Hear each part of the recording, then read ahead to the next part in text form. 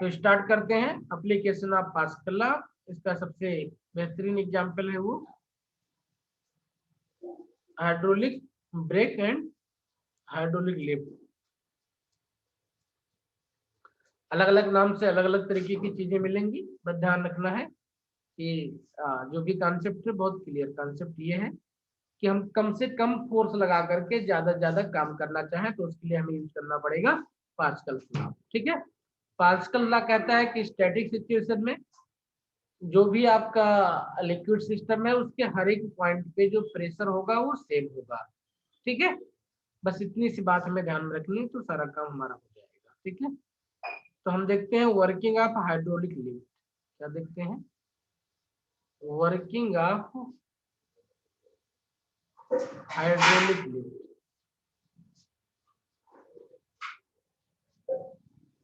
Hydraulic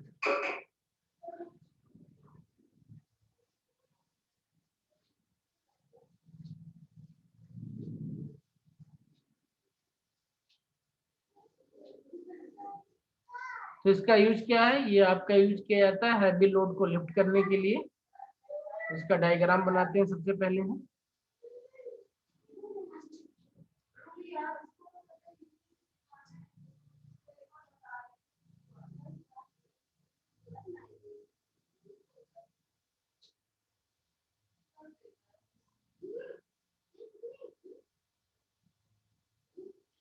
ये portion आपका देखना है कि थिन रहेगा, ये पोर्शन आपका थिक रहेगा। ठीक है, और इसमें आपको लिक्विड फिलअप कर देना है। किसी ने एक्सपेरिमेंट किया था जो कल हमने बताया था आप लोगों को? सर बलून नहीं था घर पे। अच्छा, बैलून नहीं था।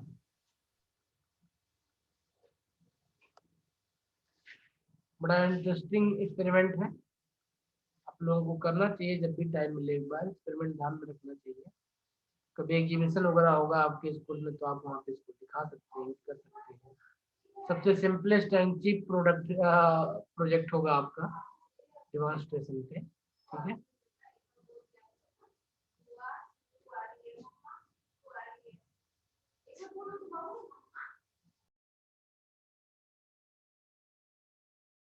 सर बलून में हवा ब्लो करके क्या करना था?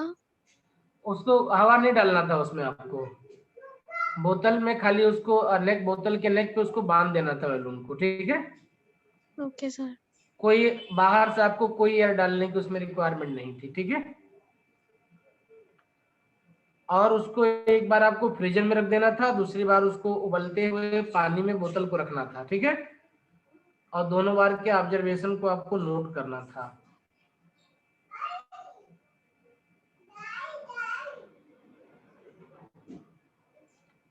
ये आपका पिस्टल हो गया,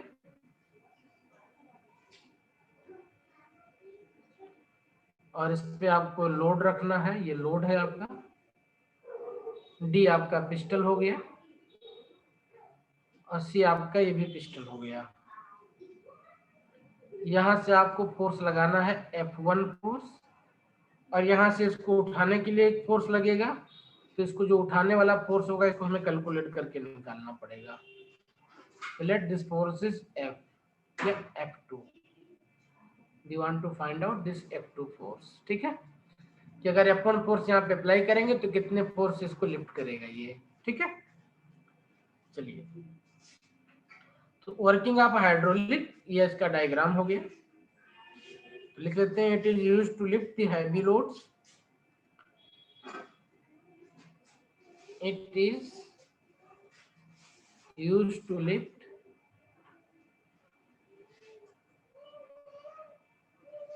the heavy load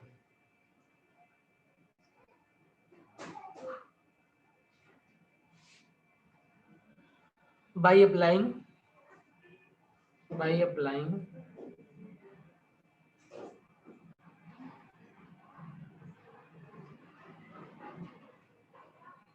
small force। ठीक है, now if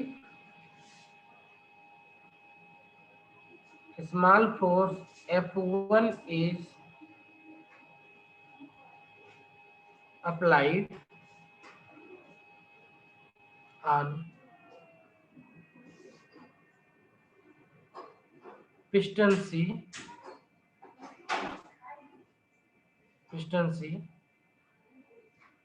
then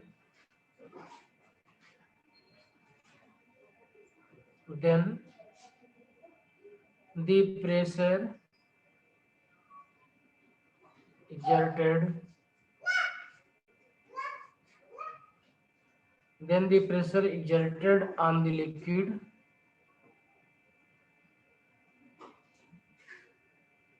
कितना हो जाएगा? ये F by A हो जाएगा। F1 है and let's area of this cross section is A1, ये A1 हो जाएगा। ठीक है। Now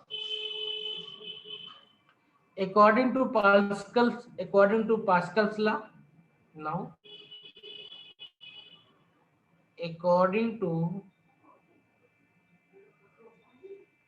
Pascal's law, तो अगर यहाँ पे हमने इस पॉइंट पे F1 फोर्स लगाया है और यहाँ पे प्रेशर P जनरेट हुआ है, तो इस पॉइंट पे प्रेशर कितना होगा, या इस पॉइंट पे प्रेशर कितना होगा, इस पॉइंट पे प्रेशर कितना होगा, इस पॉइंट पे प्रेशर कितना P. होगा, इस पॉइंट पे प्रेशर सर हर जगह P होगा। और इस पॉइंट पे प्रेशर कितना होगा।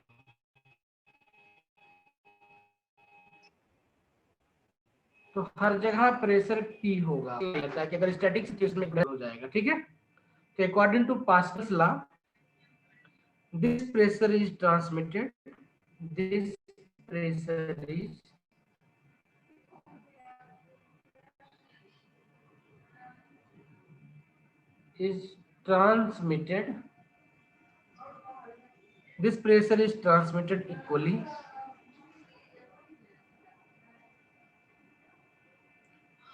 equally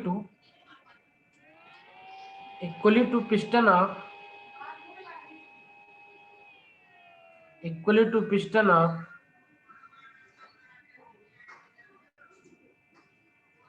cylinder D,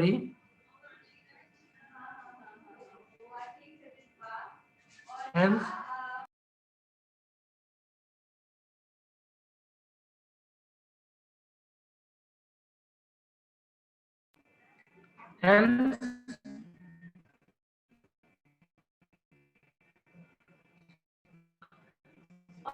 to piston of cylinder D, hence the upward force acting on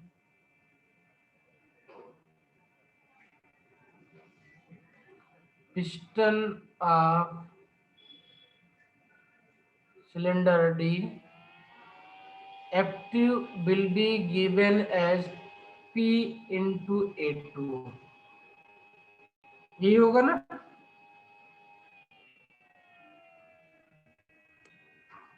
P into A2, क्योंकि P इक्वल टू A होता है, तो equal to P into A हो जाएगा। ठीक है बेटा। और P की वैल्यू कितना, F1 अपान A1 है, तो this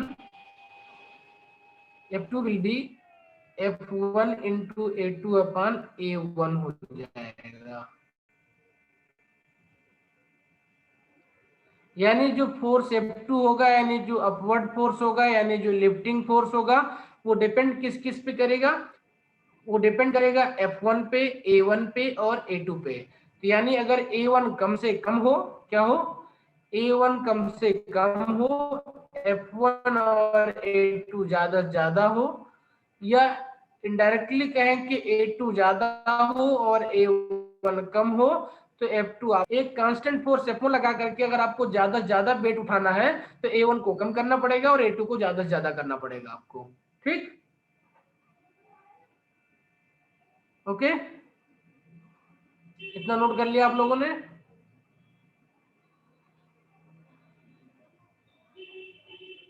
yes sir.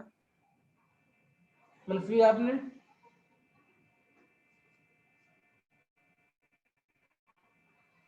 Yes.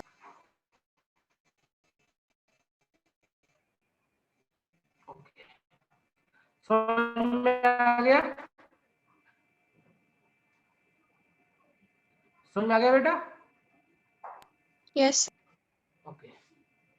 Now, as A2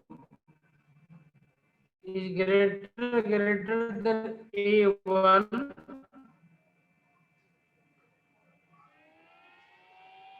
therefore F2 will be greater than F1. Okay. So heavy load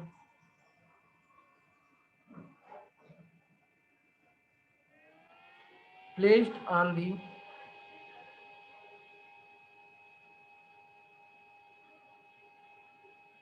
larger piston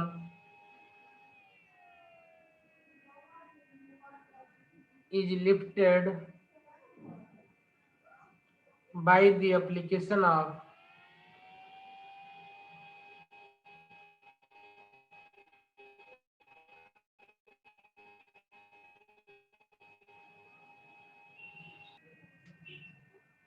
small force.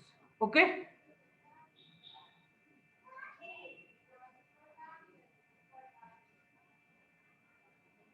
कोशिश करते हैं कम से कम लिख करके ज्यादा से ज्यादा समझने की कोशिश करेंगे। तो मान लिया कि अब कोई है सिस्टम है हमारे पास, इसमें कोई लिक्विड है या इनफैक्ट मान लिया वाटर ही है, और मान लिया हमने यहाँ तक वाटर है और इसके अंदर हमने एक बॉक्स डाल दिया है। क्या डाल दिया हमने? एक बॉक्स डाल दिया।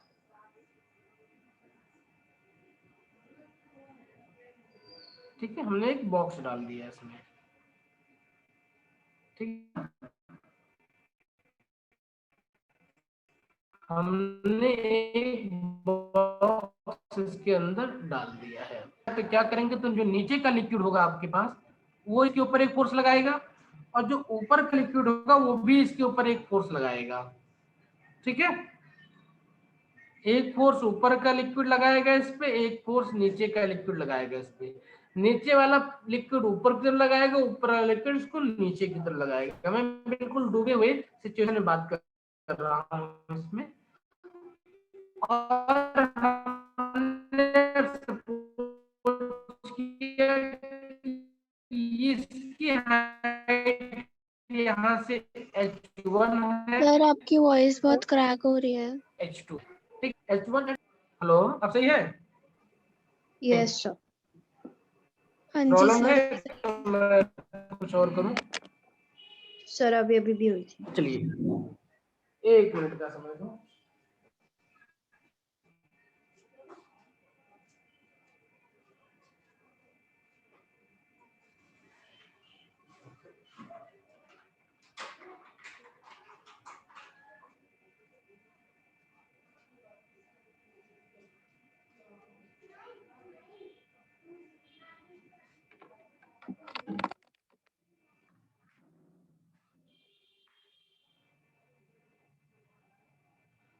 हेलो,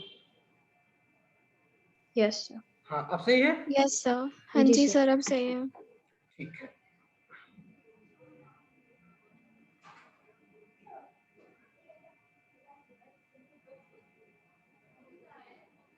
अच्छा, अब हम क्या करेंगे,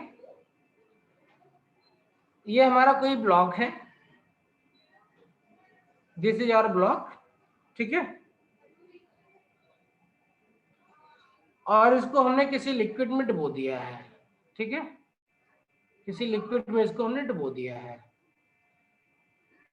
ये इसका अपर पॉइंट हो गया, ये इसका लोअर पॉइंट हो गया। ठीक है, इसके अपर पॉइंट पे फोर्स F1 लग रहा है, लोअर पॉइंट पे फोर्स अपर पे F1 लग रहा है, लोअर पे F2 लग रहा है। ये देखना सही कर लेते हैं इसको। ये है आपका F2 फोर्स नीचे लग रहा है। ठीक है, अब मैं आप लोगों को थ्रस्ट वगैरह के बारे में नहीं बताऊंगा कि थ्रस्ट फोर्स क्या होगा, बैलेंस फोर्स क्या होगा, वो आप लोगों को पता है। ठीक है, ठीक है बेटा, यस सर। Yes sir. वो चीज आप लोगों को पता है। ठीक है, तो ये जब सिस्टम बनाएंगे तो जो यहाँ पे अगर मैं इसका नाम दे दूं फॉर एग्जाम्पल मैं इसको पॉइंट ए लिख दूं, मतलब सरफेस ए लिख दूं, क्या लिख दूं इसको मैं ए लिख दूं, इस एंड को ए लिख दूं और इस एंड को बी लिख दूं समझने के लिए अपने, है ना, ठीक है। तो क्या हो जाएगा, pressure at A, pressure at A कितना हो जाएगा, या फोर्स F1 कितना हो जाएगा, यहाँ पे प्रेशर एट ए कितना हो जाएगा या फोर्स कितना होगा। तो देखो लिक्विड सिस्टम में हमने पिछले क्लास में प्रेशर निकालना सीखा था, हमने सीखा था कि प्रेशर एट एनी पॉइंट, तो प्रेशर एट एनी पॉइंट, तो पी ए अगर निकालना है तो ये कितना हो जाता था, ये पी नॉट हो जाता था। ये नॉट ऊपर लिख सकते हैं, नीचे लिख सकते हैं, कोई इशू नहीं है, जहां भी आप चाहें वहां लिखें, ठीक है।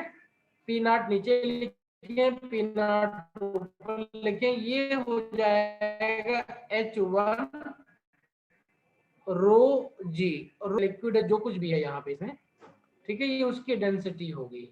ओके, इसी सर एक तरीके बार से फिर बता दो पी नॉट कहाँ पे था। पी नॉट आपका एटमॉस्फेरिक प्रेशर है, क्या है, इस पॉइंट पे जो प्रेशर होगा ये पी नॉट होगा, ठीक है। पी नॉट क्या है, एटमॉस्फेरिक प्रेशर है, यानी जो कि सरफेस पे लगता है, ठीक है, due to atmosphere, this is atmospheric pressure, ये हमेशा सरफेस पे होता है। तो एट डेप्थ H1 जो प्रेशर होगा वो कितना हो जाएगा, पी ए हो जाएगा, इसकी value P not plus H1 rho जी हो जाएगा। इसी तरीके से पीबी का प्रेशर कितना हो जाएगा, पी नॉट H2 रो जी हो जाएगा, ठीक है, ठीक है बेटा, ठीक है। Yes sir. तो अब प्रेशर पता चल गया और हमने मान लिया जो सरफेस है इन सब का एरिया कितना है, ए है, जो इसका एरिया है वो ए है, इसका एरिया कितना मान लिया हमने, इसका एरिया, इस ब्लॉक का एरिया हमने मान लिया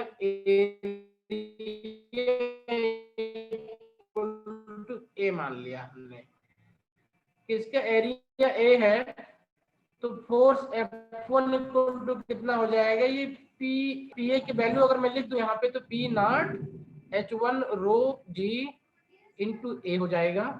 इसी तरीके से फोर्स F2 कितना हो जाएगा, ये पीबी इंटू ए हो जाएगा, इसकी वैल्यू हो जाएगी P naught H2 rho G into A हो जाएगा, ठीक है। नाउ हमें पता है जब किसी भी ऑब्जेक्ट के ऊपर एक से ज्यादा फोर्स लगते हैं तो उस ऑब्जेक्ट का जो मोशन होता है उन दोनों फोर्स के रिजल्टेंट पे डिपेंड करता है, किस पे, उन दोनों फोर्स के रिजल्टेंट पे डिपेंड करता है, ठीक है, उन दोनों फोर्स के रिजल्टेंट पे डिपेंड करता है, ठीक है। तो ऑब्वियसली यहाँ पे अगर ध्यान से देखें हम तो H2 is greater than H1, तो F2 will be greater than F1 होगा, है ना, है ना। सर ये एक बार रिपीट कर दो। नाउ ओके, हमें क्या पता है किसी ऑब्जेक्ट के ऊपर जब एक से ज्यादा फोर्स अप्लाई करें हम, तो जो ऑब्जेक्ट का मोशन होता है उस डायरेक्शन में होता है जिधर आपका रिजल्टेंट फोर्स होता है, ठीक है, ठीक है। अब देखो ए सेम है, रो सेम है, जी सेम है, पी नॉट सेम है, तो इसमें जो F1 F2 की वैल्यू सिर्फ H1 और H2 पे डिपेंड करेगा, है ना।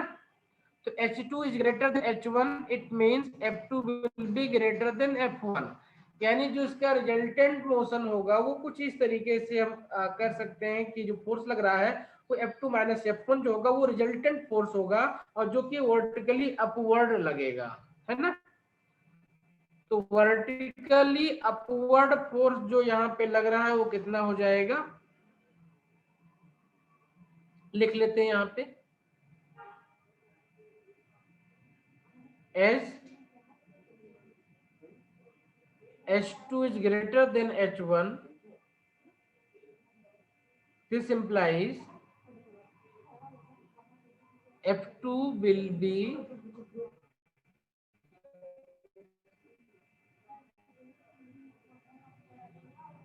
greater than F1.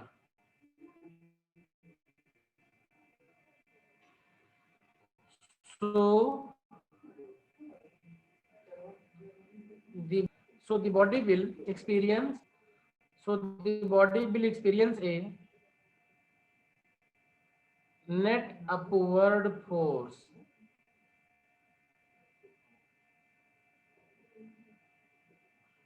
F, it will be F2 minus F1, और इसकी वैल्यू लाके यहाँ पुटअप करेंगे हम तो P0 A कैंसिल आउट हो जाएगा और बचेगा क्या आपके पास, A बचेगा, रो बचेगा, G बचेगा और ब्रैकेट में बचेगा H2 माइनस H1। ठीक है, तो जो रिजल्टेंट अपवर्ड फोर्स होगा वो H2 minus H1 A rho G होगा।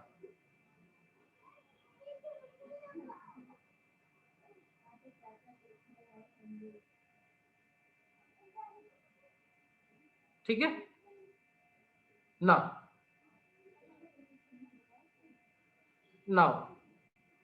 if vertical height of the object is L,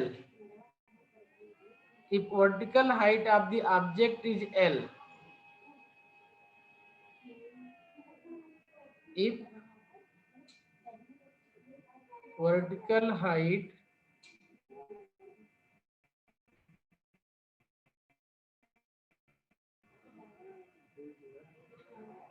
is L, then L will be H2 minus H1। हो जाएगा ना डायग्राम से, ये H2 है H1 तो H2 माइनस H1 कर देंगे तो ये L मिल जाएगा हमको। यानी जो F है इसको हम लिख सकते हैं directly A rho G L लिख सकते हैं। ये आपका अपवर्ड फोर्स है जो कि आपके ब्लॉक पे लगेगा ड्यू टू थ्रस्ट। ठीक है,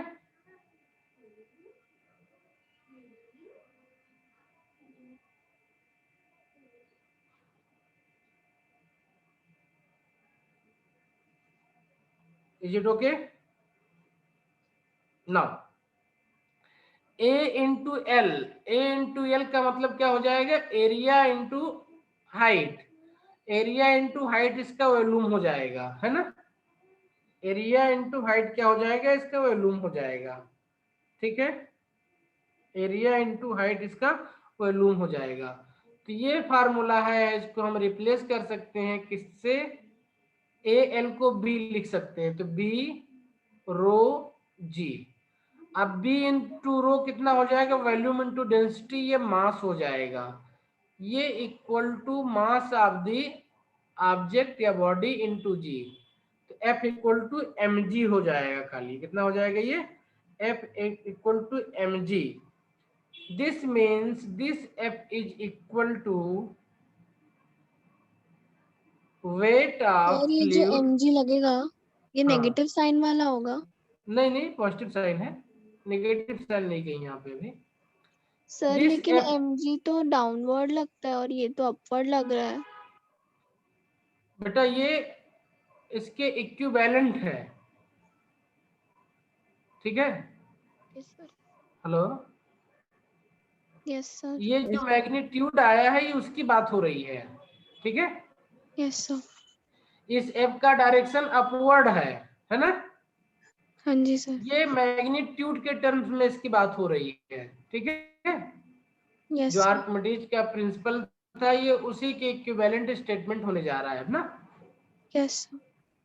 ठीक है, एम जी हमेशा अपवर्ड डाउनवर्ड लगेगा आपका, ये F2 अपवर्ड है, ये ऊपर लिख दिया गया है। ठीक है, ये तो सर ये वाले तीनों फॉर्मूले यूज कर सकते हैं ना क्वेश्चंस में? बिल्कुल बिल्कुल तीनों फार्मूले यूज करेंगे क्वेश्चन में। इस वाले फार्मूले का भी यूज करेंगे, इस वाले का भी यूज करेंगे, इसका भी यूज करेंगे और इसका भी यूज करेंगे, बेस्ड डिपेंड ऑन केस। ठीक है, ठीक है सर। तो F2 इक्वल टू हमको क्या मिल गया, F2 इक्वल टू हमें मिल गया weight of liquid displaced by the body. F2 will be या F will be weight of the liquid, weight of the liquid, देखो weight of the liquid,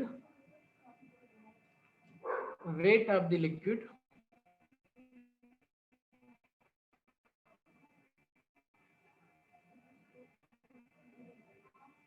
weight of fluid displaced by body।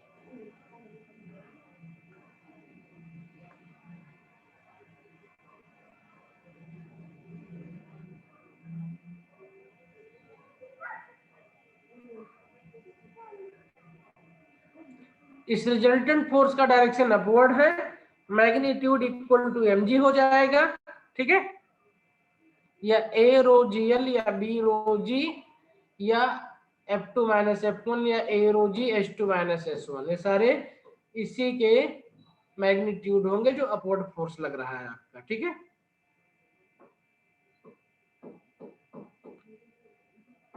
आगे लिखे, yes sir. This force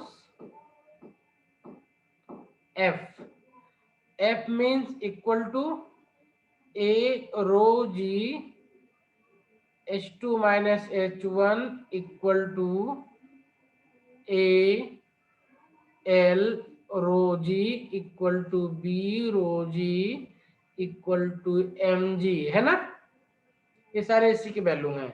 this force F is called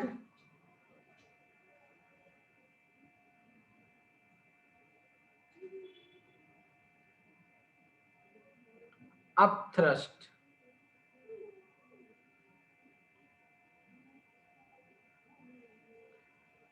or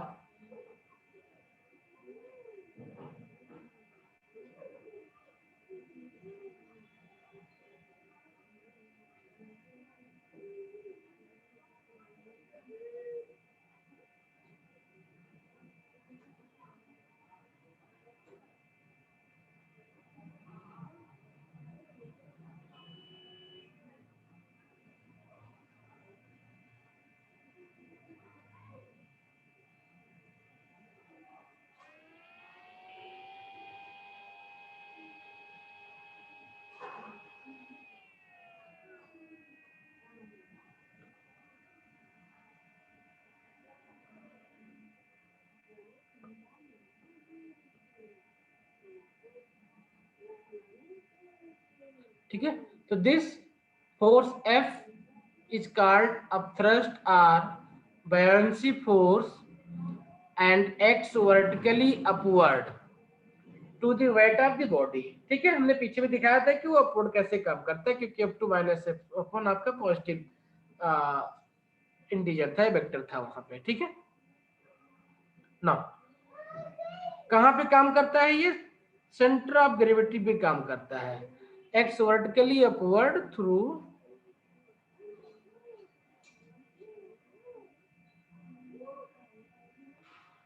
the centre of gravity,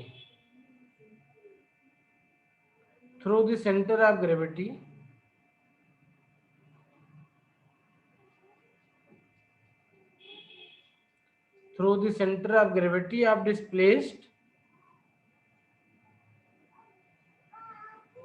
fluid,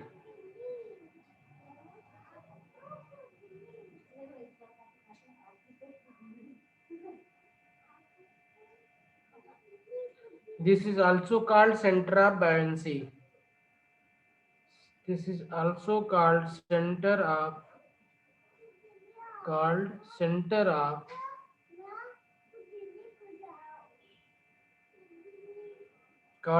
of buoyancy,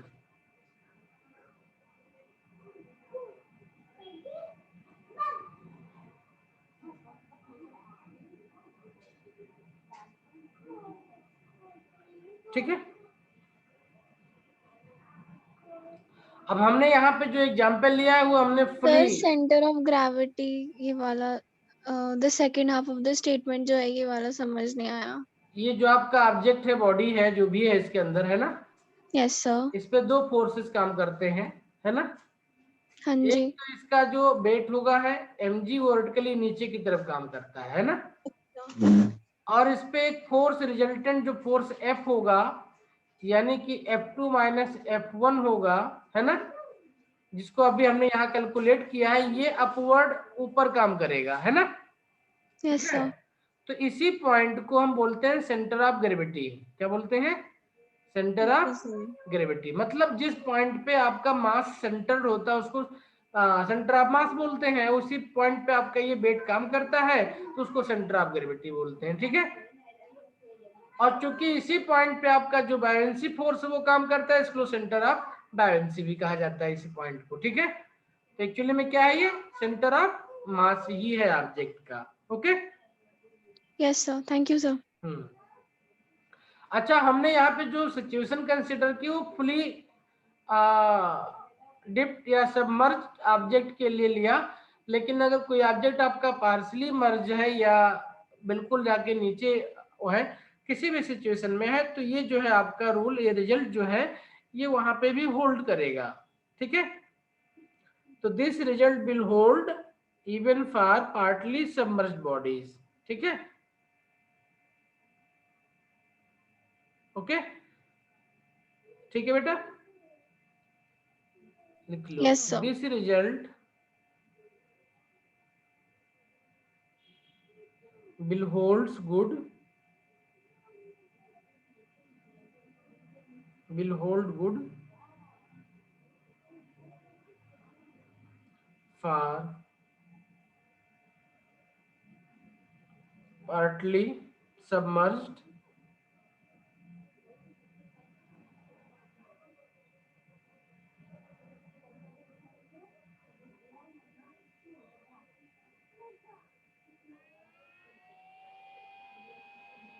bodies or body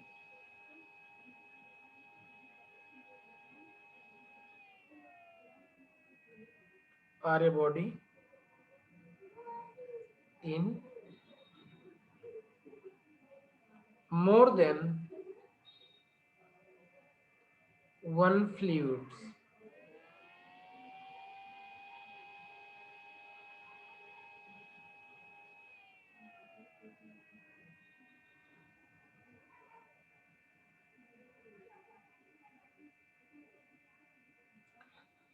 तो इसमें हमने एक interesting point देखा, interesting चीज क्या देखा कि जो ये फोर्स है एफ है वो सिर्फ और सिर्फ किस पे डिपेंड कर रहा है।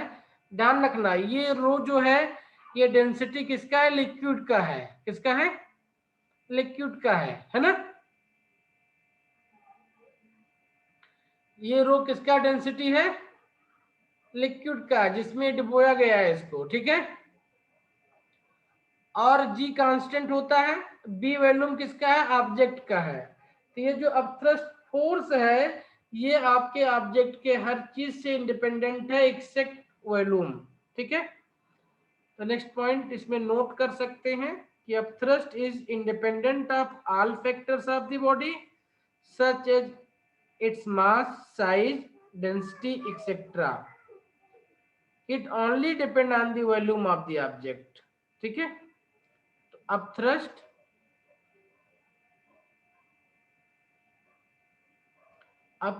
is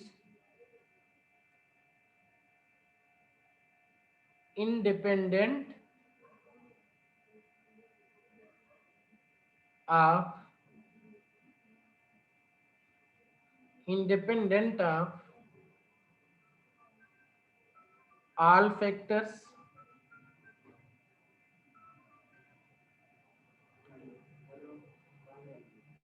of the body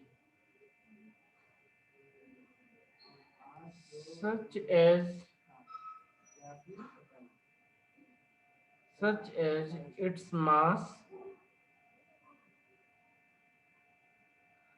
as its mass, size,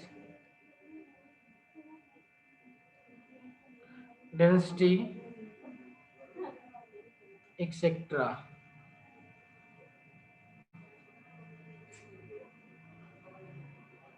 except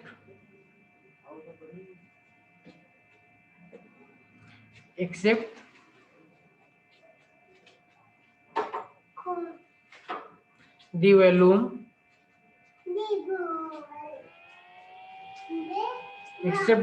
of the body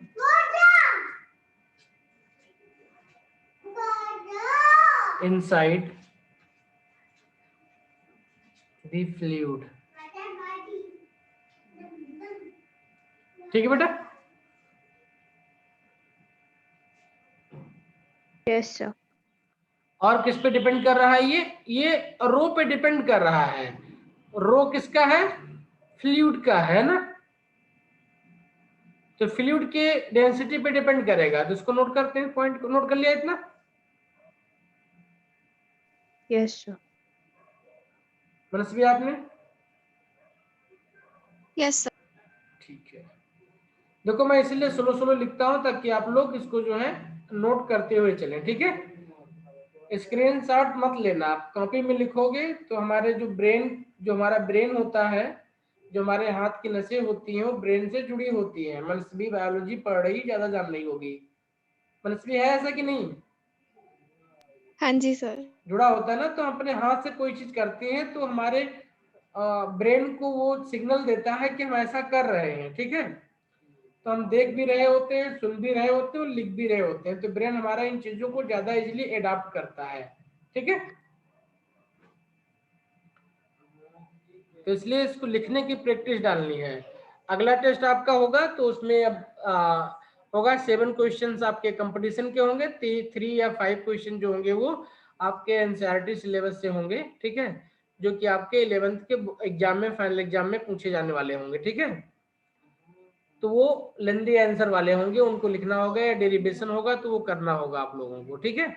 जो भी अगला टेस्ट होगा हमारा, संडे को हो या सैटरडे को हो या मंडे को हो, जब भी होगा, जैसे चैप्टर खत्म होगा उसके नेक्स्ट डे टेस्ट होगा, ठीक है? चलिए, सेकेंड पॉइंट इंपॉर्टेंट पॉइंट है। अपथ्रस्ट डिपेंड्स अपॉन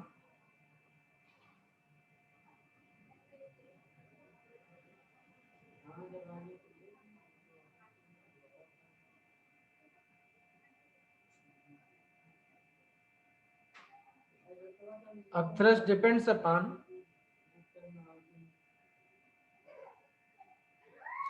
मैं कोशिश बार बार पूरा लिखने के लिए इसीलिए करता हूं ताकि कहीं पे कोई कम्युनिकेशन गैप हो तो वो भी कवर हो जाए, और दूसरी चीज मैं लिख रहा हूं जिससे कि आप लोग भी साथ में लिखते रहो, ठीक है?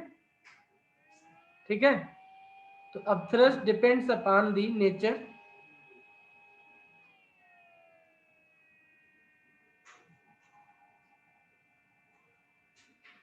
of displaced fluid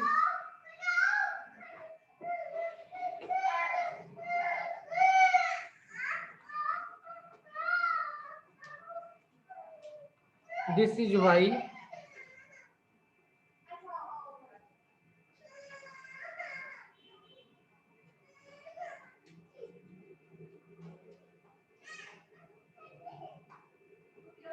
upthrust on a fully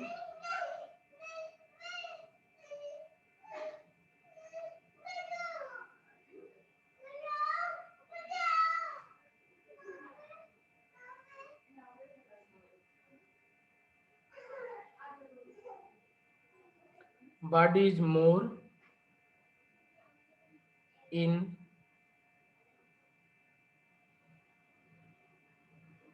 sea water than in fresh water.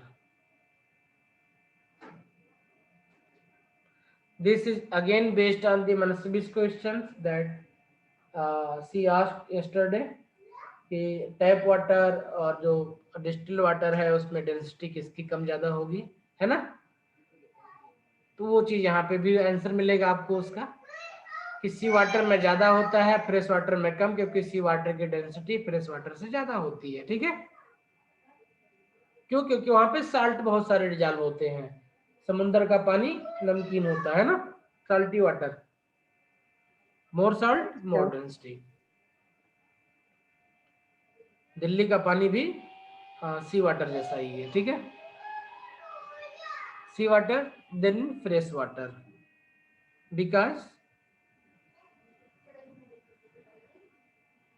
because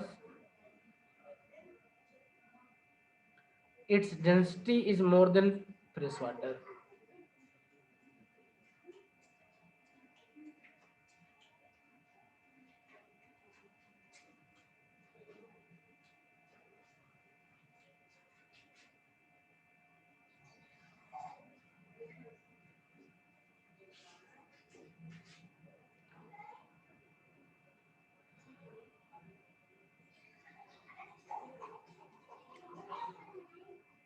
चलिए, अब एक टर्म आपने सुना होगा जिसका नाम होता है अपेरेंट वेट।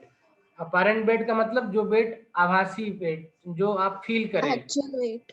हैं? कौन सा वेट? हेलो मनश्री बोलो। Sir actual wait.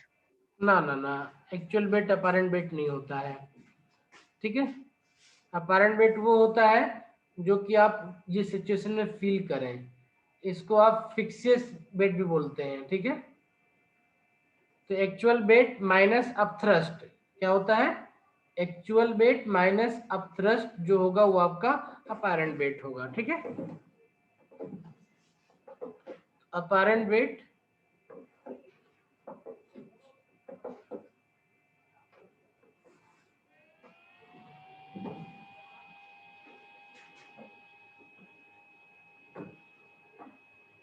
of the body of density sigma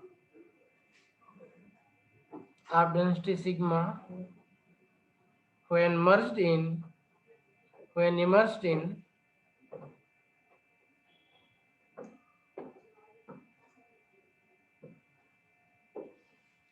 a liquid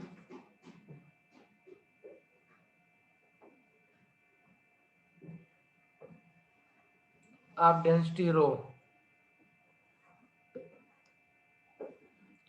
apparent weight will be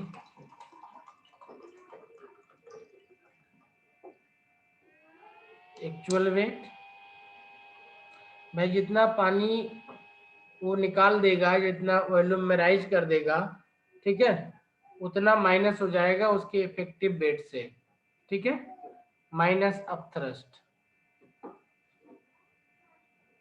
और यही इक्वेशन, यही सिचुएशन आपका डिसाइड करेगा कि कौन सा ऑब्जेक्ट आपका फुली मर्ज कर जाएगा, कौन सा ऑब्जेक्ट आपका पार्टली मर्ज करेगा, कौन सा फ्लोट करेगा, कौन सा डूब जाएगा, ठीक है। ये क्या है? एक्चुअल वेट W हो गया।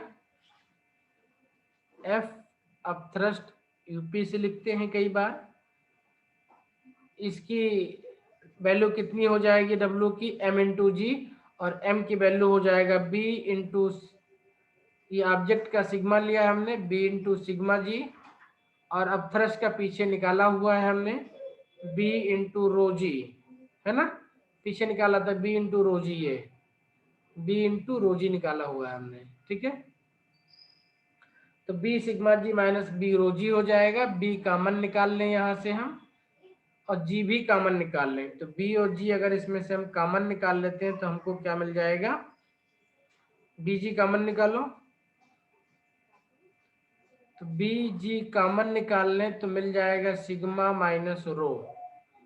अब अगर किसी ऑब्जेक्ट का डेंसिटी जो जिसमें डुबोया जा रहा है उसके डेंसिटी से ज्यादा है, तो ऑब्जेक्ट उसमें क्या करेगा? फ्लोट करेगा, तैरेगा, तो क्या अपेरेंट वेट उसका पॉजिटिव हो जाएगा, है ना, ठीक है, या डूब जाएगा।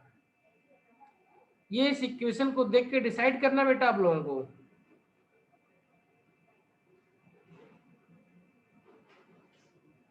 ठीक है। Okay sir. चलिए, अब अगर इसमें से हम सिग्मा और कॉमन निकाल लें तो क्या बन जाएगा? ये बन जाएगा B sigma G 1 minus rho by sigma बन जाएगा। ये क्या था? ये W था, ठीक है। तो मैं नेक्स्ट पेज पे इसको ले लेता हूँ, इतना नोट कर लो, फिर इसको नेक्स्ट पेज पे ले लेंगे, या यहीं पे लिख लेते हैं W apparent WAPP equal to, ये बन जाएगा W इन ब्रैकेट 1 माइनस और रो बाई सिग्मा। ध्यान रखना सिग्मा आपके ऑब्जेक्ट का है और रो आपके लिक्विड का है, फ्लूइड का है, जिसमें आपने उसको मर्ज किया है। तो इसी पे अभी हम कंक्लूड करेंगे कि कब हमारा डूबेगा, कब बचेगा, ठीक है।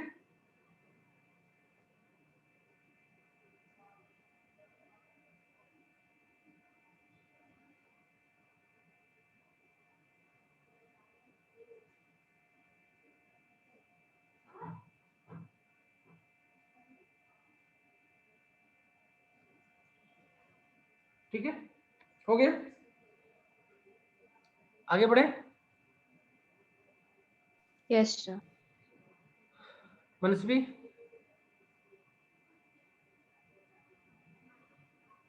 यस सर, हो गया। ठीक है, तो W आप, ठीक है, W आप, ठीक है, APP is W actual 1 minus, क्या निकाला था हमने फार्मूले में, रो बाई सिग्मा, है ना, रो बाई सिग्मा। ये कई बार कम यूजफुल लगता है, तो इसलिए मैं हमेशा बच्चों को बोलता हूँ कि आप इस वाले फार्मूले को याद करके रखो, किस वाले फार्मूले को, इस वाले फार्मूले को याद करके रखो, क्योंकि ये ज्यादा अच्छा इंफॉर्मेशन आपको देता है यहाँ से, ये वाला direct W minus F P U, है ना। तो ध्यान रखो, अगर ये आपका पॉजिटिव नंबर आ गया तो ये पॉजिटिव आने का मतलब हुआ कि अब थ्रस्ट जो है वो बॉडी के वेट से कम है, जो आपके बॉडी का एक्चुअल वेट है उससे कम है अब थ्रस्ट, यानी जो मोशन होगा वो नीचे की तरफ होगा, है ना, ठीक है, यानी सर W किसका मोशन? APP, जो बॉडी जो आपने डुबोया हुआ है पानी में, ठीक है, ये आपका लिक्विड है, इसमें आपने किसी ऑब्जेक्ट को डिप किया हुआ है, ठीक है, यस सर। जिसका वेट W एक्चुअल था, जिसपे अब थ्रस्ट F अप ये लग रहा था, और जिसका WAPP जो है वो W माइनस F अप है ना, ठीक यस है। सर। तो if WAPP is positive, it means W is greater than F up, ठीक है, it means object will move downward and it will be immersed या submerged, ठीक है। तो बॉडी आपकी सिंक कर जाएगी, ठीक है, डूब जाएगी, ओके, क्या कर जाएगी, बॉडी आपकी सिंक। डूब जाएगी, ठीक है। In that situation, in the, अच्छा ये सिचुएशन कब अराइज होगा, यहां से देखें, अगर हम यहां से देखें कि अगर सिग्मा की वैल्यू रो से कम है, ये सिचुएशन तब अराइज होगा when sigma will be less than rho, means density of, क्योंकि अगर ये रो से सिग्मा कम हो जाएगा तो ये, नहीं मैं गलत लिख रहा हूं, देखो, sigma will be more than rho, है ना, sigma will be more than rho, तो then rho by sigma will be less than 1, है ना, विल बी लेस देन 1, ठीक है, and WAPP will be positive. So this means if density of the object is more, if density of the object is more or greater, is more than liquid, then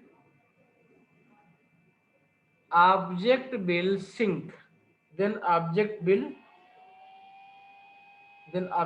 sink, sink का मतलब नीचे बैठ जाना, ठीक है, then object will sink. बस खाली आपने इसको, इसी छोटी सी बात को दिमाग में रखा तो इस तरीके के जितने भी क्वेश्चन है वो सारे के सारे क्वेश्चन का आंसर आप कर ले जाओगे, ठीक है, जस्ट बेस्ड ऑन डेंसिटी। ध्यान रखना है, अगर ऑब्जेक्ट की डेंसिटी लिक्विड की डेंसिटी से ज्यादा है तो ऑब्जेक्ट आपका सिंक कर जाएगा, नीचे बैठ जाएगा, डूब जाएगा, और अगर आपका सिग्मा इक्वल टू रो है तो वैल्यू 1 हो जाएगी, WAP 0 हो जाएगा, इसका मतलब W actual equal to FUP हो जाएगा। In that case your object will be float, but क्या हो जाएगा, वो पूरा का पूरा डूब जाएगा, सबमर्ज्ड हो जाएगा, क्या हो जाएगा, मैं नेक्स्ट पेज पे लिख रहा हूं, उसको नोट कर लिया। Yes sir. Case 1, sinking of the object, है ना, सिंकिंग ऑफ द ऑब्जेक्ट, ठीक है, इफ सिग्मा सर इज एक डाउट ग्रेटर है। देन, करो। हाँ हाँ बोलो बेटा। सर जैसे एक बकेट है, हमने उसमें कोई एक बॉक्स है, उसे हमने सर डिप किया। हाँ देखो बकेट है ये, हाँ जी सर। इसमें आपने पानी डाल दिया, ठीक है। हाँ जी। और अब इसमें एक बॉक्स खरीद के ला रहा हूँ इसमें डालने के लिए, ठीक है। ऐसा। ये हम बॉक्स ले आए, यहाँ पे डाल दिया, बॉक्स को हमने डाल दिया, ऐसा। ठीक है। अब बताओ। सर अगर हम इस बॉक्स को नीचे पुश करते हैं हाँ तो सर। अपने हाथ से पुश करते हैं इसको। हाँ जी सर। हाँ ठीक है। और सर फिर सर ऐसे डेली लाइफ में भी एक्सपीरियंस किया है सर, वो बॉक्स अपने आप ऊपर आता है। हाँ तो ये बॉक्स ऊपर आएगा, और उतनी देखो, एक तो आपका टेम्परेरी रिएक्शन हो जाएगा। क्या हो जाएगा? टेम्परेरी रिएक्शन, क्योंकि आप इसको जब पुश कर रहे होते हैं जिस टाइम पे, उस टाइम पे क्या होता है कि जो लिक्विड होता है, आपने पुश करते हुए ध्यान दिया हो तो कभी देखो ध्यान से, वो लिक्विड ऐसे बन जाता है, बन जाता है। Yes sir. यानी कि जो मॉलिक्यूल यहाँ पे है उसको आपने इतना प्रेशर लगा दिया है, इतना प्रेशर लगा दिया है, यानी कि उसमें आपने पोटेंशियल एनर्जी दे दी है। तो जैसे ही आप फोर्स हटाते हो तो अपने पोटेंशियल एनर्जी को रिलीज करता है, ये ऊपर आ जाता है, ठीक है। तो उसकी वजह से इसमें एक टेम्परेरी मोशन आ जाता है। यस। ओके। Yes sir. जबकि यहाँ पे जो सिचुएशन हम पढ़ रहे हैं, ये सिचुएशन कब पढ़ रहे हैं? हम रेस्ट की बात कर रहे हैं, इक्विलिब्रियम की बात कर रहे हैं। यहाँ पे किसकी बात कर रहे हैं? इक्विलिब्रियम। इक्विलिब्रियम की बात कर रहे हैं कि हमने रख दिया, ठीक है, irrespective yes of sir. Time, और फिर हम देख रहे हैं। आप इस बॉक्स को, इस बकेट को इसमें छोड़ दिया, गए चाय पानी पी करके आए, फिर देखा आपने कि जो आपका ये बॉक्स है ये कहाँ पे है? ये यहाँ पे है, ये यहाँ पे है, या ये यहाँ पे है ना? या यस ये सर। ऐसे आ गया, है ना? हाँ जी ये यहाँ सर, पे है, मेरे यहाँ को पे है, डाउट ये यहाँ पे था। है, यहाँ पे ऐसे आ गया, ठीक है। Yes sir. तो हम इस कंडीशन की बात करें, ये आपका टेम्परेरी कंडीशन है, ठीक है। जब आपने इक्विलिब्रियम को डिसबैलेंस किया है तो उसका रीजन मैंने आपको समझा दिया कि कैसे हुआ ये, ठीक। Yes sir. सर मुझे ये पूछना था कि जब ये बॉक्स ऊपर आएगा हाँ तो सर इस पूरे कंडीशन में अप थ्रस्ट पॉजिटिव होगा या नेगेटिव? नहीं नहीं, देखो यहाँ पे जब आपका बॉक्स ऊपर आ रहा है तो इसको एक्चुअली में आप अपथ्रस्ट ना बोलो तो ज्यादा अच्छा है। पूछो क्यों? क्योंकि हाँ ये जी। टेम्परेरी मोमेंट है, लेकिन अगर आप उसको मान ही लो कि जो भी फोर्स ऊपर लग रहा है वो थ्रस्ट है, तो चूंकि आपने इसको सप्रेस किया हुआ है, तो जैसे ही आपने ऊपर का फोर्स हटाया आपने, है ना, यस सर। मोशन इसका ऊपर होना स्टार्ट हो गया। तो जब तक इसका मोशन ऊपर स्टार्ट होगा तो इसका मतलब क्या हुआ कि F up is greater than W, है ना। But yes sir. Remember, this is temporary situation. क्या है ये? टेम्परेरी। Temporary situation. ये इसके वेट की वजह से, इक्विलिब्रियम की वजह से नहीं है। ये आपने जो लिक्विड को प्रेस किया था, लिक्विड के मॉलिक्यूल को आपने पोटेंशियल एनर्जी दी थी, ये उसकी वजह से है। ये मॉलिक्यूल ऊपर जाना चाह रहे हैं, इसलिए इसको साथ में ले जा रहे हैं ये, ठीक है। Yes sir. सर और जब हम बॉक्स को जैसे पुश करें तो सर अप थ्रस्ट लग रहा है, और अगर लग रहा है तो वो नेगेटिव है या जीरो है? अगर आपने बॉक्स को पुश किया तो जितना आप पुश करते हो किसी भी ऑब्जेक्ट को नीचे की तरफ, उतने ही आपको उसके अपोजिट जो है आपका वो फोर्स लगता है ना। Every action has equal and opposite reaction, ठीक है। Yes sir. Every action has equal and opposite reaction. तो जब आप हाँ किसी जी सर। ऑब्जेक्ट को आपने पुश किया बिलो, नीचे की तरफ पुश किया, तो उसका रिएक्शन कहाँ होगा? ऊपर की तरफ हो जाएगा, ठीक है। Yes sir. लेकिन चूंकि आप पुश कर रहे हो, आपका जो फोर्स है वो इसके कंपेरिजन में बहुत ज्यादा है, तो मोशन यस तो सर। आपको इस डायरेक्शन में मिल जाता है, लेकिन इसका मीनिंग ये नहीं हो कि अब थ्रस्ट नहीं लग रहा है उसके ऊपर, ठीक है। अब थ्रस्ट लग रहा है और उसी डायरेक्शन में लग रहा है, ये आपके फोर्स के अपोजिट डायरेक्शन में ही लग रहा है। सर ये जो अप थ्रस्ट होता है ये प्रोड्यूस कौन करता है, मतलब कैसे होता है ये? अब थ्रस्ट प्रोड्यूस कौन करता है और कैसे होता है? मुझे बताओ, न्यूटन का थर्ड लॉ क्या है? सर यही जो भी आपने बोला था, every action has equal and opposite reaction. ठीक है। अब देखो इनिशियल स्टेज में क्या होते हैं, यहाँ पे लिक्विड के मॉलिक्यूल्स कैसे जुड़े होते हैं, ये कैसे होते हैं? ये सर थोड़ा सा लूजली पैक्ड है। पैक्ड होते हैं ना ये, हाँ जी। तो जब आप यहाँ पे कोई चीज डालते हैं, कोई बॉक्स डाला, कुछ भी डाला, कोई ऑब्जेक्ट डाला, तो ये बॉक्स क्या कर रहा है? सर पुश कर रहा है ये लिक्विड के अपने वेट मॉलिक्यूल्स। के इक्वल फोर्स लगा रहा है नीचे की तरफ, है ना? Yes sir. लगाया फोर्स ना? हाँ जी। इसने इस पे फोर्स लगाया, इसने इस पे लगाया, इसने इस पे लगाया, इसने इस पे लगाया, इसने इस पे लगाया, इसने इस पे लगाया, इसने इस पे लगाया, इसने इस पे लगाया, इसने इस पे लगाया, इसने इस पे लगाया, इसने इस पे लगाया, इसने इस पे लगाया, इसने इस पे लगाया, इसने जाके वॉल पे लगाया, लगाया ना? Yes sir. तो वॉल ने इसको अपोज करना स्टार्ट किया, वॉल ने इसको लगाया रिएक्शन फोर्स, इसने इसको लगाया, इसने इसको दिया, इसने इसको दिया, इसने इसको दिया, इसने इसको लगाया, इसने इसको, और लास्ट में आकर के यहाँ पे भी एक रिजल्टेंट फोर्स अपवर्ड लगी, जो कि इसके मोशन को क्या करेगी? अपोज करेगी। अपोज। इसी जो अपोजिंग नेचर है लिक्विड का, इसी को क्या बोलते हैं? अपथ्रस्ट बोलते हैं। ठीक है, यस सर। ओके। ये क्यों होता है? क्योंकि न्यूटन्स के थर्ड लॉ की वजह से होता है कि जो भी ऑब्जेक्ट जिस सिचुएशन में उसी में रहना चाहता है, अगर उस पर हम कोई फोर्स लगाते हैं तो वो एक रिएक्शनरी फोर्स जनरेट करता है। ठीक है, आगे भी इसके रीजन को और देखेंगे सरफेस टेंशन और विस्कोसिटी के टर्म में डिटेल में। तो सरफेस टेंशन ज्यादा जब पढ़ेंगे तो वहां पता चलेगा कि कैसे अलग अलग लिक्विड में अलग अलग एफिशिएंसी होती है अपथ्रस्ट जनरेट करने की। ठीक है, तो डिपेंड करेगा कि उसके मॉलिक्यूल कितने टाइटली हेल्ड हैं, कितने लूजली हेल्ड हैं। ठीक है, सर एक और डाउट है। हाँ बोलो। सर थोड़ा स्टूपिड है। नहीं सर कोई बात नहीं, हम वाटर मॉलिक्यूल्स को देख सकते हैं? वाटर मॉलिक्यूल को देख सकते हैं? शायद देख सर सकते हैं मतलब वाटर वेपर पे, वाटर देख वेपर की सकते तरह। हैं, देखो। सर जैसे आपने ये अभी एक्सपेरिमेंट बताया सर, ये वीडियोस में एनिमेशन के थ्रू तो दिखता है, लेकिन कोई ऐसा वे है जिससे इसे लाइव देख सकते हैं? मेरे ख्याल से माइक्रोस्कोप के अब नीचे।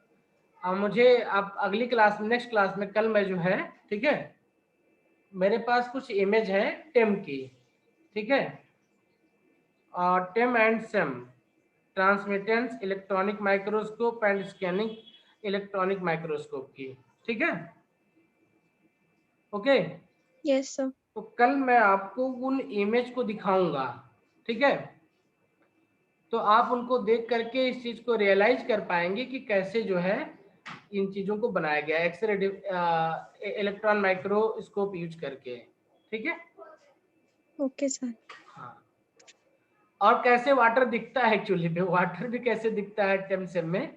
ठीक है, वो मैं कल आप लोगों को दिखाऊंगा, क्योंकि मेरा चूंकि नया लैपटॉप है इसमें वो डेटा है नहीं, तो कल मैं दिखाऊंगा, क्योंकि मैंने बहुत सारी इमेज लिए हुए हैं इन चीज़ों के। ठीक है, पॉलीमर फिल्म के ऊपर, तो मैं उसमें दिखाऊंगा कि वाटर मॉलिक्यूल किस तरीके का मिसल बनाता है, किस तरीके से दिखता है एक्चुअली में आपको वो। ठीक है, और जो ये वाटर का स्ट्रक्चर ये है, ये इस तरीके से कैसे होता है, तो ये एक्चुअली में आपका एक्सरे डिफ्रेक्शन से आता है। किससे आता है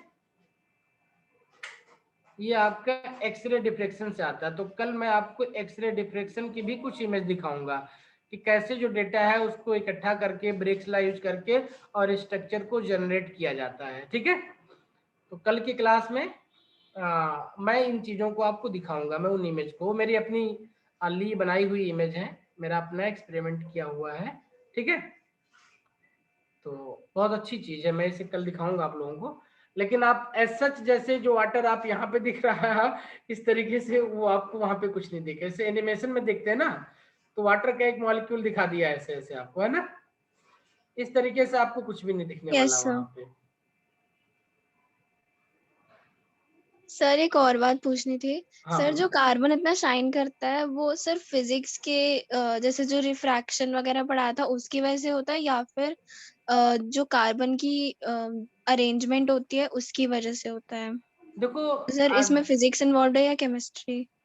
दोनों चीजें हैं। जो फिजिक्स होता है, सर प्राइम क्या है? बता प्राइम रहा हूँ, रीजन? जो फिजिक्स होता है ये ऑब्जर्वेशन है। क्या है?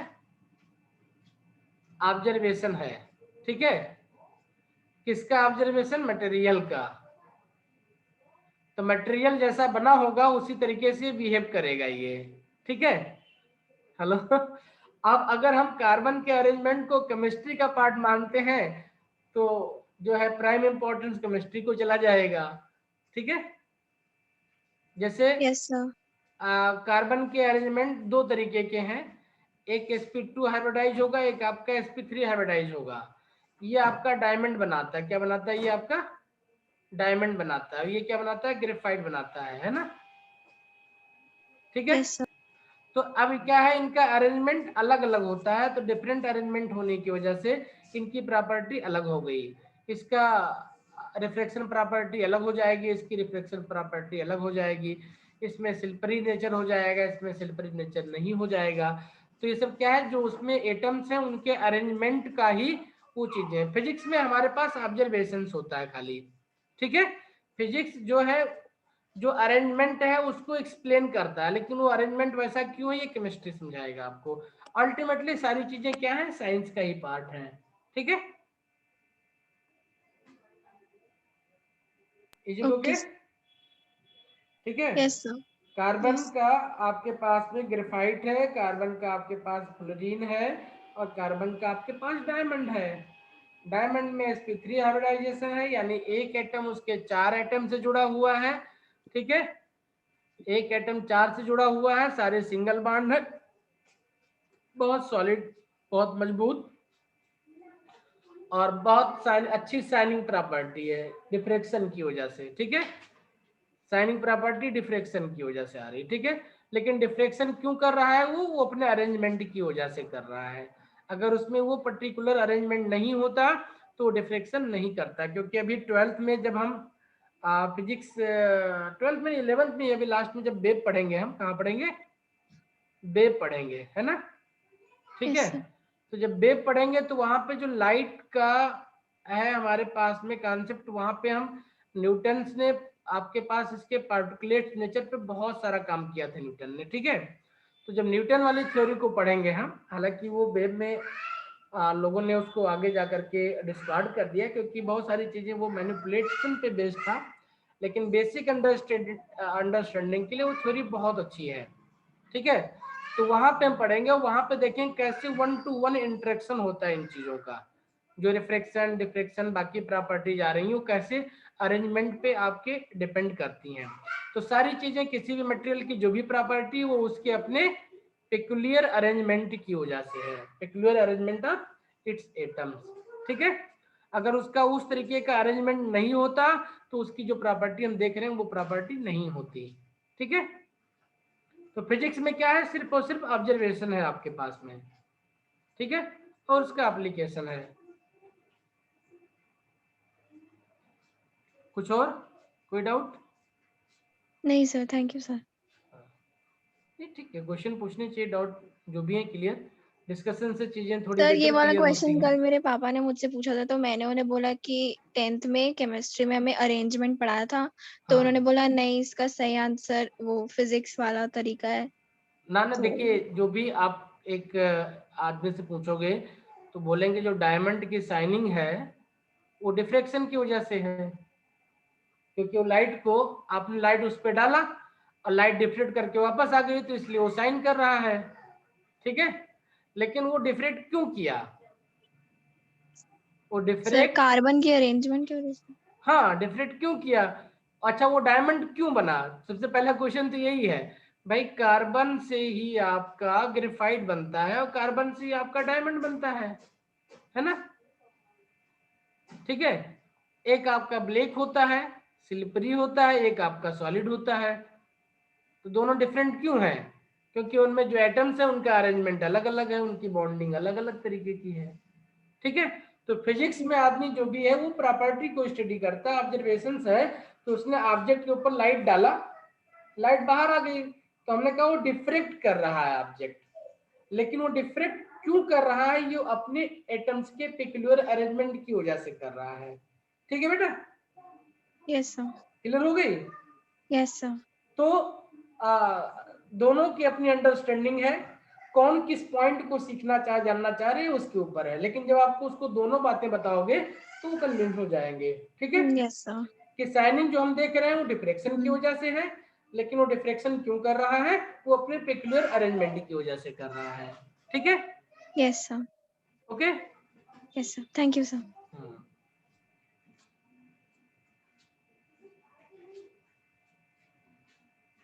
चलिए, कहाँ पे थे हम लोग? ऑब्जेक्ट आपका सिंक कर गया, मतलब नीचे बैठ गया, ठीक है। सेकंड केस, सबमर्ज कब करेगा? Case 2,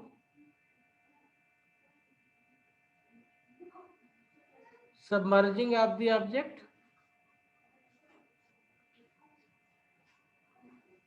This means WAPP equal to 0 हो जाए, means W equal to F up हो जाए, और इस सिचुएशन में सिग्मा इक्वल टू आपका रो हो जाए, ठीक है। क्या हो जाए? सिग्मा इक्वल टू रो हो जाए। इफ सबमर्ज का मीनिंग ये हुआ, सबमर्ज का मीनिंग ये हुआ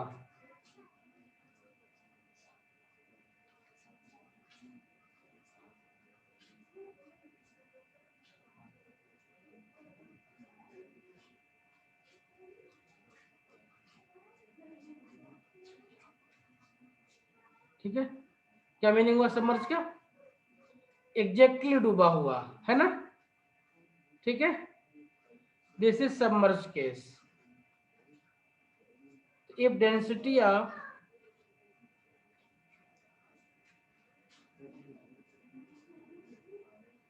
object is equal to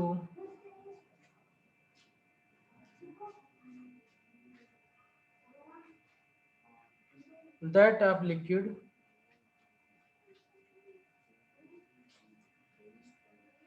that is sigma equal to rho,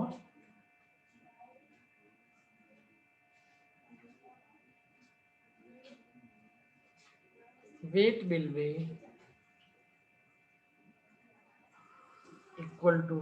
be equal to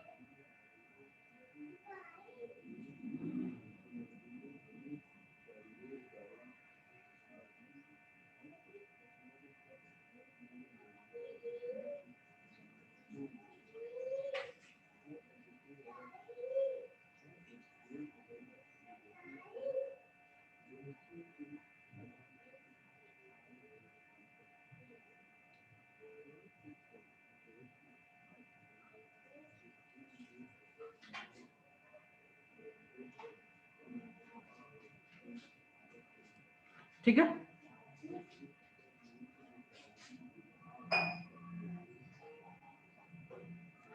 floating का केस क्या होगा?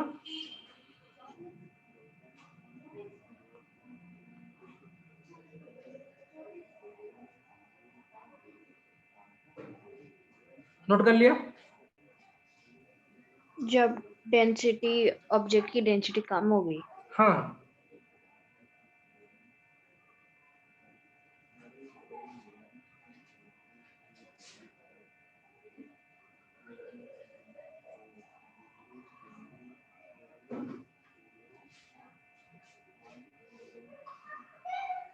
हाँ जी सर, कर लिया नोट। Case 3, floating. तो अब मेरे ख्याल से आपको फ्लोटिंग और इन सब चीजों में कभी कोई क्वेश्चन पूछा जाए तो कोई समस्या नहीं होगी ना। If density of body is less than density of the liquid, ठीक है। तो इन दिस सिचुएशन क्या हो जाएगा? WAPP निगेटिव हो जाएगा और F up will be greater than W हो जाएगा, है ना। और आपको इस तरीके का सिचुएशन मिलेगा। सबसे यूजफुल सिचुएशन है ये।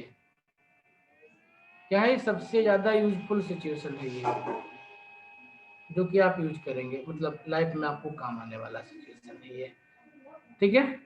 बहुत सारी चीजें बनाने के लिए, सबमरीन बनाने के लिए, बाकी चीज बनाने के लिए इसी कॉन्सेप्ट का आप यूज करेंगे आगे, ठीक है, फ्लोटिंग सिचुएशन का, ठीक है। In this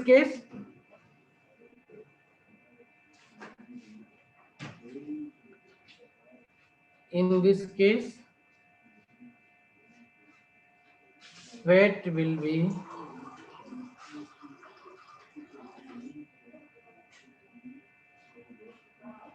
less than upthrust.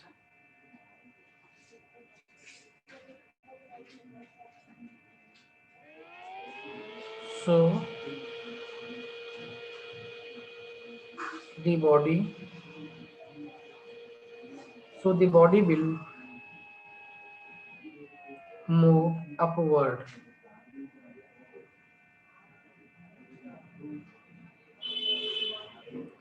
and in equilibrium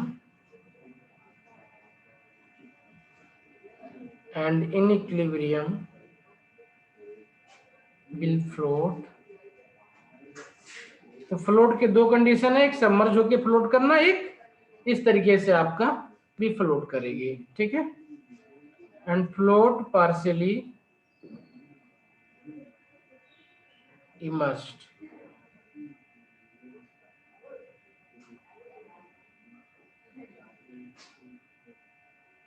in the liquid such that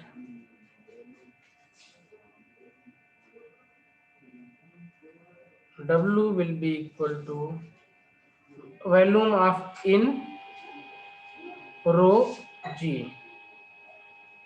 This implies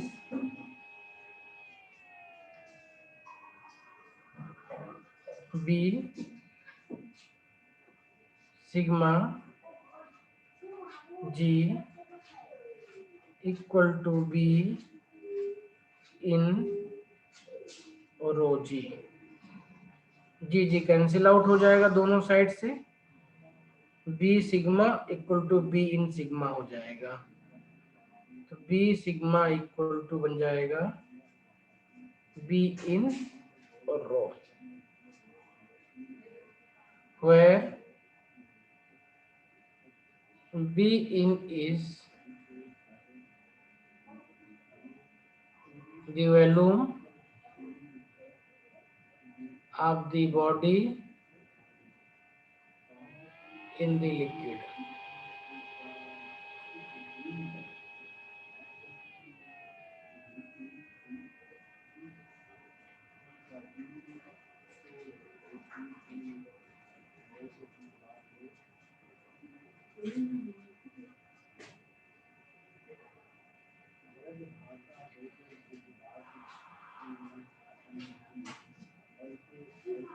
ठीक है बेटा,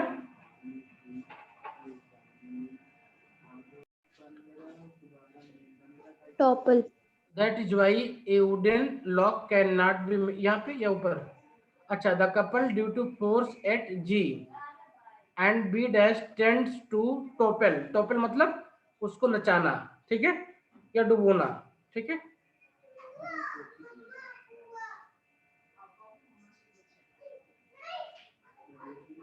या कुछ लोग कहते हैं टबल मतलब गिर पड़ना,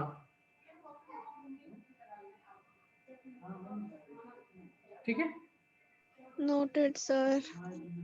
हो गया। Tends to topple the floating body, ठीक है, that is why a wooden lock can not be made to float vertical in water. आगे नेक्स्ट पेज पे लिख रहा हूं मैं, यहां तक हो गया। Yes sir.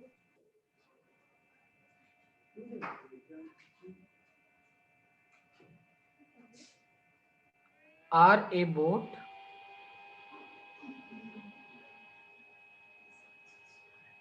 is likely to capsize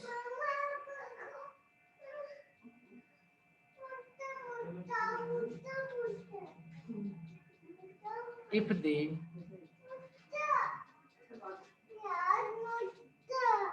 sitting passengers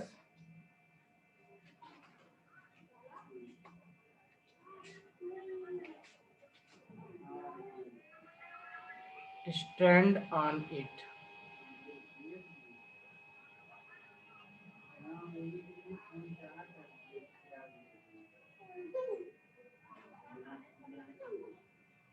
In this situation,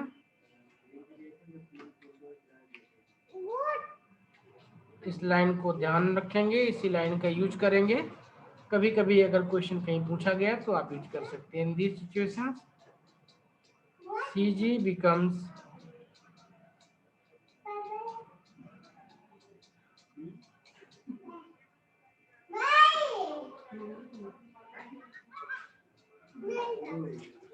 higher than MC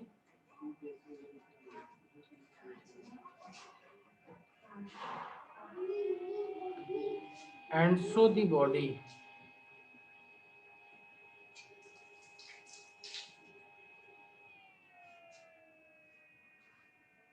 propel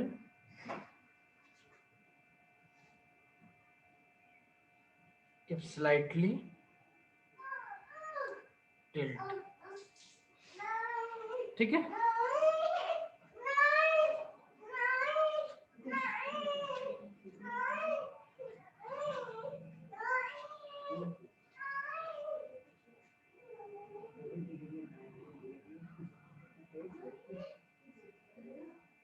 हो गया।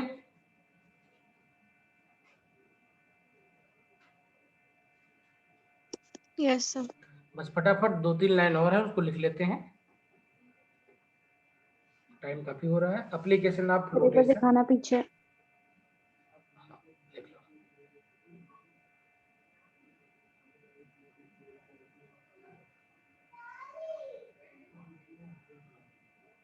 हो गया सर। हो गया। फटाफट 2-3 एप्लीकेशन है फ्लोटेशन के, उनको नोट कर लेते हैं। Application of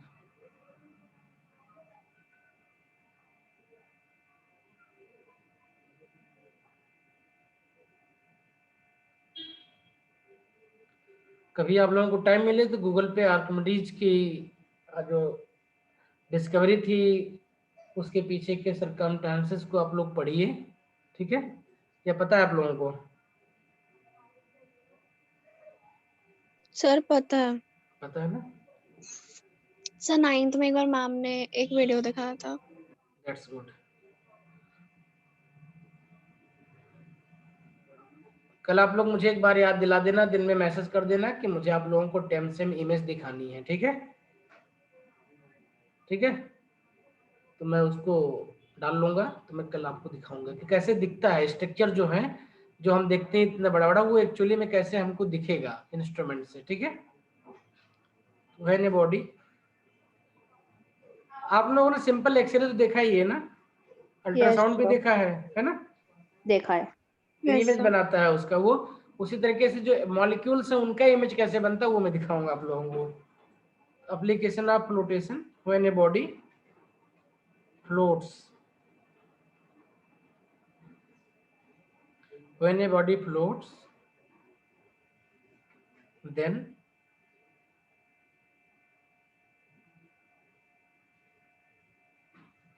the weight of body equal to upthrust। ये पता है हमको? पता है ना? और हमने क्या देखा था इसमें? B sigma G, B in rho G, यहां से हमने निकाला था B in equal to sigma by rho into B, यहीं से निकल जाएगा B out equal to B minus B in, है ना?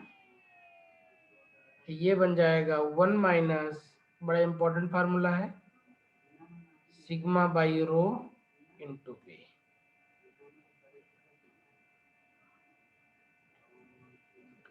फ्रिक्शन ऑफ बैलून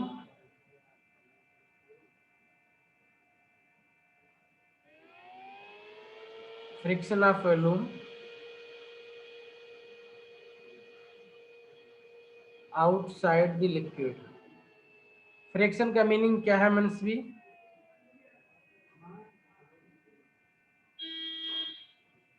फ्रिक्शन का मीनिंग क्या है? सर पता नहीं। हमने आपको पिछले रोटेशनल में हमने फ्रिक्शनल हाँ काइनेटिक जी सर, एनर्जी हाँ जी वगैरह सर। पढ़ा था ना। यस सर, यस मतलब सर। बचा हुआ part divide by total part is total, friction, है यस। ना। B out by B, out की बात हो रही है तो B out by B, this is friction. ठीक है, ये कितना हो जाएगा? 1 माइनस सिग्मा बाई रो हो जाएगा।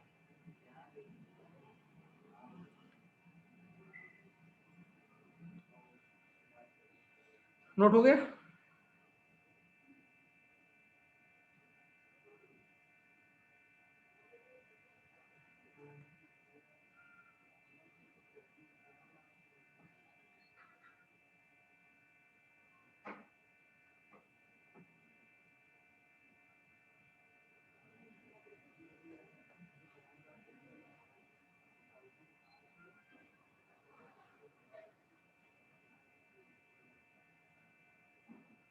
हो गया बेटा?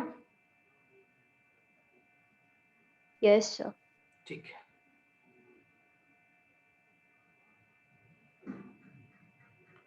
ठीक है। सेकंड पॉइंट है इसमें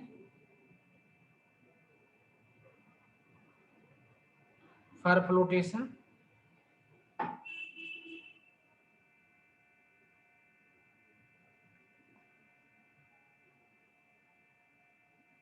B sigma equal to B in rho, देखा पीछे हमने। This implies sigma equal to B in by B into rho. B in by B क्या हो जाएगा? एफ इन हो जाएगा ना, मतलब फ्रिक्शन आउटसाइड, फ्रिक्शन इनसाइड ना, एफ इन इंटू रो हो जाएगा ये। ठीक है, B rho equal to F in into rho हो जाएगा। ठीक है, सिग्मा इक्वल टू मिल गया, this mean sigma equal to F in into rho, इसको यूज कर सकते हैं जरूरत पड़ी तो।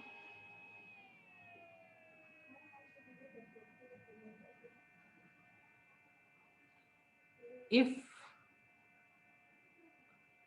two different if two different if two different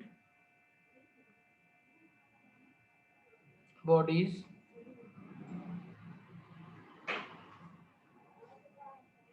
A and B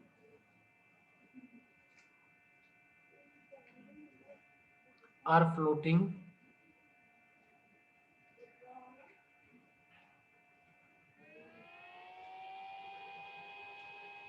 in the same liquid,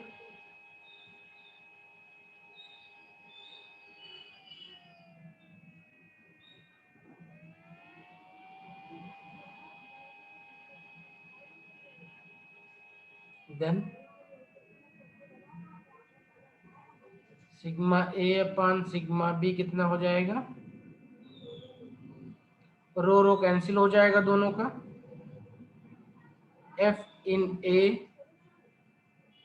upon F in B हो जाएगा ये। ठीक है, इसी तरीके से अगर सेम बॉडी को डिफरेंट डिफरेंट लिक्विड में फ्लोट करने के लिए कहेंगे तब क्या सिचुएशन बनेगी वो भी नोट कर लेते हैं।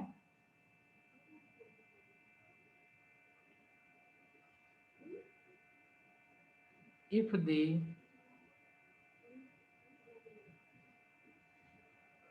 same body is made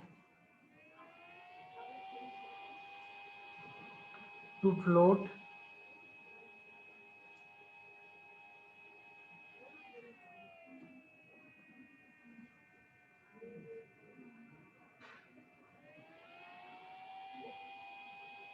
in different liquids,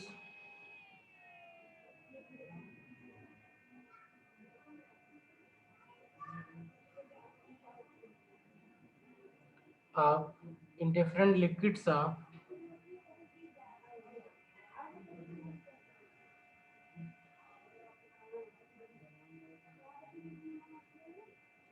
in different liquids of densities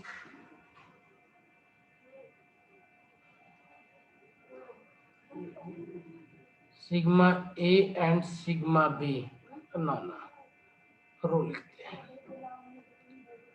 liquid ले रहे हैं ना, तो लिक्विड का डेंसिटी हमने रो लिखा है, तो rho A and row B, ठीक है। देन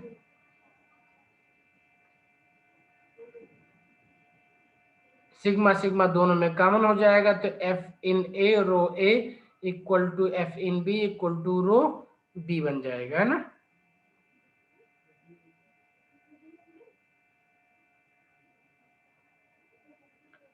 और एफ इन क्या हो जाएगा, बी इन बाई बी, तो बी बी कैंसिल हो जाएगा, सिर्फ बी इन के टर्म में डायरेक्टली लिख सकते हैं, इसको डायरेक्टली लिख ले रहे हैं, तो rho A by rho B will be B in B upon B in A हो जाएगा ये, ठीक है बेटा। यहां से आया था ये एफ इन रो इस कांस्टेंट हो जाएगा ना, क्योंकि आपका same material different different liquid में जा रहा है, ठीक है। तो ये फार्मूला बहुत इंपॉर्टेंट है, ये वाला फार्मूला इन दोनों कंडीशंस पे अराइज करने के लिए। दो डिफरेंट आइटम सेम लिक्विड में करेंगे तो रो कांस्टेंट हो जाएगा, सेम आइटम को डिफरेंट लिक्विड में करेंगे तो सिग्मा कांस्टेंट हो जाएगा, और सर दोनों वो सिचुएशन हमने, को, हाँ बोलो। Sorry to interrupt you sir, sir जो पहला फॉर्मूला है उसमें sigma is equal to F I N लिखा है ना। हाँ हाँ एफ इन, ओके सर। ठीक है। सर मतलब इनिशियल में फ्लोटिंग। एफ इन का मतलब हो गया, एफ इन का मतलब हो गया B in by B of A, object A का जब आपने उसको लिक्विड में ड्रॉप किया तो उसका जितना पार्ट डूब गया लिक्विड में डिवाइड बाई टोटल वॉल्यूम जितना उसका है, तो इसका हो गया फ्रिक्शनल इन, ठीक है, कितना वो इनसाइड है, ठीक है। फ्रिक्शन ऑफ वॉल्यूम आउटसाइड निकाला तो वैसे फ्रिक्शन ऑफ वॉल्यूम इनसाइड हो जाएगा। एफ इन क्या है, एफ इन है बी इन बाई बी, और ये इसको बोलेंगे friction of volume of object inside liquid या फ्लूइड, इनसाइड फ्लूइड, ठीक है।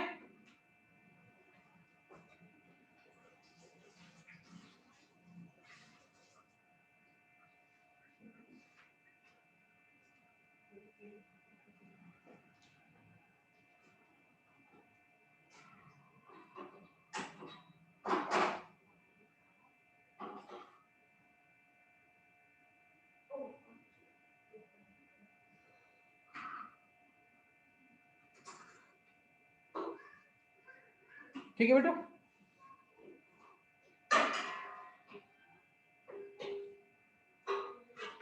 तो अगर इस चैप्टर को आपने अच्छे से सीख लिया तो आप 9th क्लास को फिजिक्स पढ़ाने के लिए रेडी हो गई, है ना। तो जब आपके छोटे जो सिबलिंग्स हैं, मतलब भाई बहन जो भी हैं, वो 9th क्लास में आएंगे तो उनको आप लोग पढ़ाना, ठीक है। चलिए आगे बढ़े, लास्ट पॉइंट। लवन्या हो गया बेटा, yes sir. Manasvi yes sir. भूख लग गई क्या, जस्ट 1 मिनट और।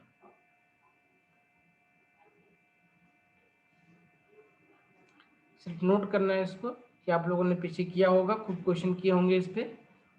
If a platform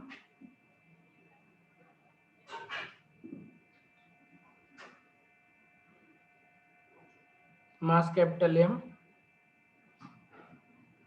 and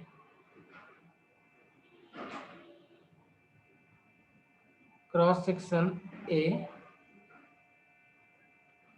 is floating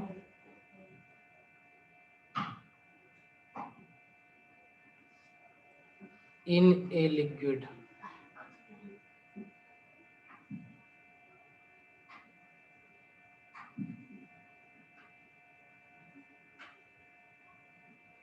density rho with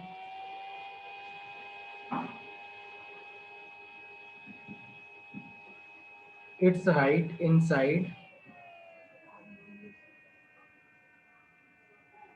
with its height h inside the liquid.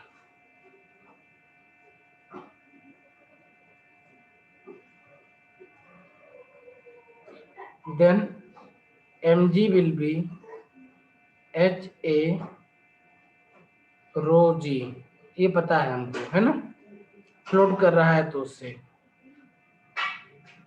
Now if a body of mass small m is placed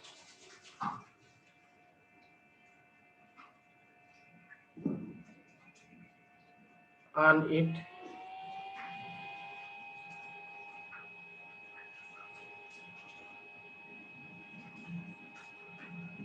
and the platform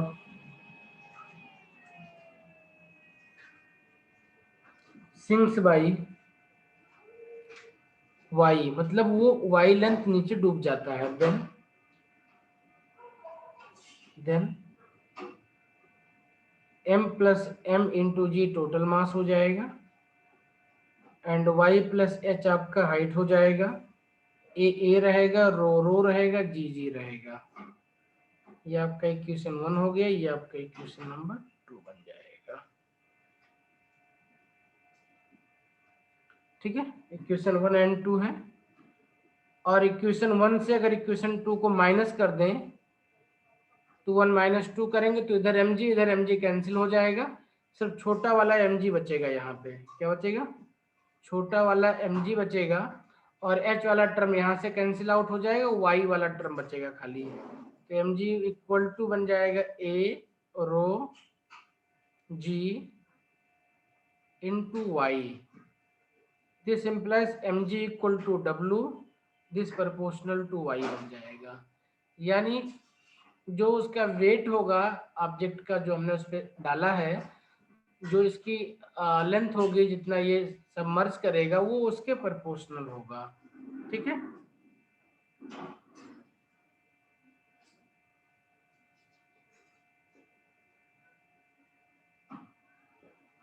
ठीक है. तो हम किसी भी object का wait निकाल सकते हैं इस फार्मूले को यूज करके. बस क्या करें, उसको हम किसी ऑब्जेक्ट पे रख दें और देखें वो कितना डिप हो रहा है अंदर. ठीक है, तो this formula can help you to get the weight of an object. Okay, so this is all about Archimedes principle.